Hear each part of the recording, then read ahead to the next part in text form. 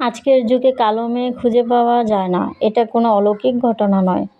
এটা সমাজের তৈরি করা রঙের নিজেকে ঢুকিয়ে ফেলার ফল।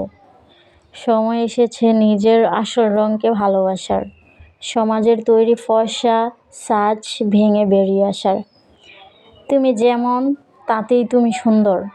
ক্রিম দিয়ে মুখে একটু উজ্জ্বলতা আনা যায়, কিন্তু সুন্দর হওয়া শুধু ক্রিমই নির্ভর করে না। সুন্দরতা আসে আত্মবিশ্বাস, আচরণ, স্বাস্থ্য আর নিজের প্রতি ভালোবাসা থেকে। তাই মুখে ক্রিম মাখার আগে মনটাকেও একটু সাজিয়ে নেওয়া জরুরি। রং নয়, মনটাই আসল সৌন্দর্য। চোখে যদি ফিল্টার থাকে তাহলে সত্যিকারের সৌন্দর্যকে দেখা যায় না। তাই চলুন এই রঙের বর্ণবৈষম্যের ধোঁয়া সরিয়ে সত্যিকারের মানুষটিকে দেখা শিখি। তাহলেই বুঝতে পারবো কালো মেয়েরা তো হারায়নি, বরং তারা আজও আরও উজ্জ্বল, আরও ধীর। আজকাল অনেকেই ফর্সা বা উজ্জ্বল ত্বকের আকাঙ্ক্ষায় বিভিন্ন ফেয়ারনেস প্রোডাক্ট ব্যবহার করছেন। এর ফলে প্রকৃত শ্যামলা বা কালো বর্ণের ত্বকধারীদের দেখা যেন কমে গেছে। এই বিষয়টি নিয়ে চিন্তাশীল ও ব্যতিক্রমধর্মী ব্লগ পোস্ট করলাম আজকে। কালো মেয়ে খুঁজে পাওয়া যায় না, ফর্সা হওয়ার দৌড়ে শ্যামলা রঙের অস্তিত্ব হারিয়ে যাচ্ছে, কালো রঙের অস্তিত্ব হারিয়ে যাচ্ছে। এক সময় ছিল যখন শ্যামলা বা কালো ত্বককে নিয়ে কেউ লজ্জা পেত না। এটা ছিল পরিচয়ের অংশ, নিজের সৌন্দর্যের একটি স্বতন্ত্র রূপ।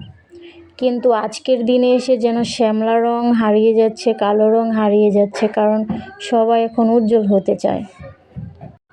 ফর্সা হওয়ার প্রতিযোগিতা, বাজারে একের পর এক ত্বক ফর্সাকারী ক্রিম, সিরাম, ফেস ওয়াশ, যেন ফর্সা হওয়াটাই জীবনের মূল লক্ষ্য।